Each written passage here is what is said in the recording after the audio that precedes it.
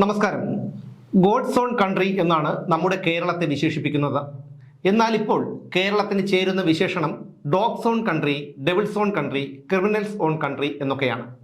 കാരണം പാശ്ചാത്യ നാടുകളിലും മുംബൈയിലെ അധോലോകത്തുമൊക്കെ കേട്ടിരുന്ന ചോര മരവിപ്പിക്കുന്ന കൊടും കുറ്റകൃത്യങ്ങൾ രാജ്യത്ത് കൂടുതലും നടക്കുന്നത് ഇപ്പോൾ കേരളത്തിലാണ്. വീടിനകത്ത് ഉറങ്ങിക്കിടക്കുന്ന പെൺകുഞ്ഞിനെ എടുത്തുകൊണ്ടുപോയി പീഡിപ്പിച്ച ശേഷം സ്വർണ്ണാഭരണങ്ങൾ തട്ടിയെടുത്ത് വഴിയിൽ ഉപേക്ഷിക്കുന്നു. ചെറിയൊരു വാക്കുതർക്കത്തിന്റെ പേരിൽ വീട്ടിൽ കയറി ചെറുപ്പക്കാരനെ അതിക്രൂരമായി തല്ലിക്കൊല്ലുന്നു.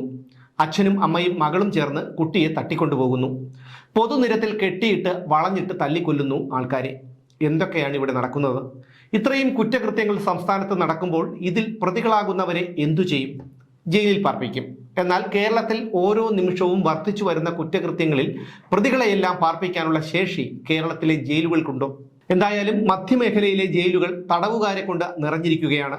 തടവുകാരുടെ പെരുപ്പം കാരണം ജയിൽ വീർപ്പുമുട്ടുകയാണെന്നാണ് അക്കൗണ്ട് ജനറലിന്റെ ഓഡിറ്റ് റിപ്പോർട്ട്. സംസ്ഥാനത്തെ ഗുണ്ടകളിൽ ഏറ്റവും കൂടുതൽ പേരും തടവിൽ കഴിയുന്നതും മധ്യമേഖലയിലാണ്. കൗമാരക്കാരായ തടവുകാരെ ചട്ടം ലംഘിച്ചുകൊണ്ട് സ്ഥിരം കുറ്റവാളികൾക്കൊപ്പം തടവിൽ പാർപ്പിച്ചിരിക്കുന്നത് അപകടമാണെന്നും AGയുടെ റിപ്പോർട്ടിലുണ്ട്. സ്ഥിരം കുറ്റവാളികളായ കൊടും ക്രിമിനലുകൾക്കൊപ്പം ഇടപഴകുന്ന കൗമാരക്കാരായ പ്രതികൾ ഭാവിയിൽ കൊടും ക്രിമിനലുകളായി തീരും എന്നുള്ളതാണ് യാഥാർത്ഥ്യം. 18നും 22നും ഇടയ്ക്ക് പ്രായമുള്ള തടവുകാരെ സ്ഥിരം കുറ്റവാളികൾക്കൊപ്പം പാർപ്പിക്കാൻ പാടില്ല എന്നാണ് മോഡൽ പ്രിസൺ മാനുവലിലെ ചട്ടം. എന്നാൽ മധ്യമേഖലയിലെ ജയിലുകളിൽ 18നും 22നും ഇടയ്ക്ക് പ്രായമുള്ള 22 തടവുകാരുണ്ട്. ബോസ്റ്റൽ സ്കൂളിൽ ഒഴിവില്ലാത്തതുകൊണ്ടും ഇനി അഥവാ ഒഴിവുണ്ടെങ്കിൽ തന്നെ അവരെ അവിടേക്ക് കൊണ്ടുപോകാൻ അകമ്പടിക്ക് പോലീസുകാരെ കിട്ടാത്തതുമാണ് കുട്ടിത്തടവുകാർ കൊടും കുറ്റവാളികൾക്കൊപ്പം ജയിലുകളിൽ കഴിയാൻ കാരണം. ബോസ്റ്റൽ സ്കൂളിൻ്റെയും സ്ഥിതി ജയിലുകളെ പോലെ തന്നെയാണ്. ബോസ്റ്റൽ സ്കൂളും നിറഞ്ഞിരിക്കുകയാണ്. 560 തടവുകാരെ പാർപ്പിക്കാനുള്ള ശേഷി മാത്രമേ വിയ്യൂർ സെൻട്രൽ ജയിലിനുള്ളൂ. ഇത്രയും തടവുകാരെ നോക്കാൻ തന്നെ 280 ഉദ്യോഗസ്ഥർ വേണം. എന്നാൽ ഓഡിറ്റ് നടന്ന ദിവസം വിയ്യൂർ ജയിലിൽ ഉണ്ടായിരുന്നത് 892 തടവുകാരാണ്.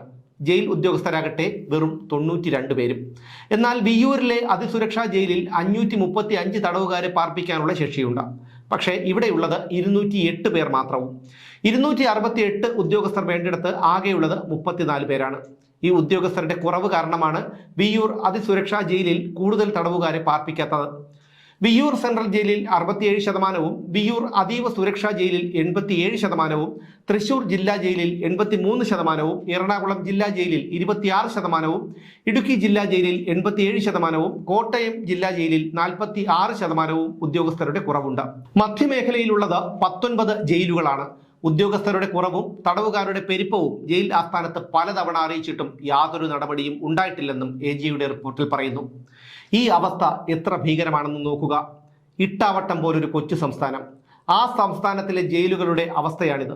ചിക്കനും മട്ടനും മുട്ടയും മീനുമടക്കം ഇവരെയൊക്കെ തീറ്റിപ്പോറ്റാൻ തന്നെ ഓരോ മാസവും വേണം കോടിക്കണക്കിന് രൂപ.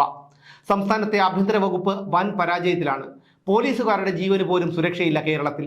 ആകെ ജീവന് സുരക്ഷയുള്ളത് പിണറായി വിജയനും കുടുംബത്തിനും മാത്രമാണ്. ഇനി ജയിലുകളിൽ കലാപം കൂടി ഉണ്ടാകും. അങ്ങനെയും തീരും കുറേ എണ്ണം. ആ ഖ്യാതിയും കേരളത്തിന് സ്വന്തമാക്കാം.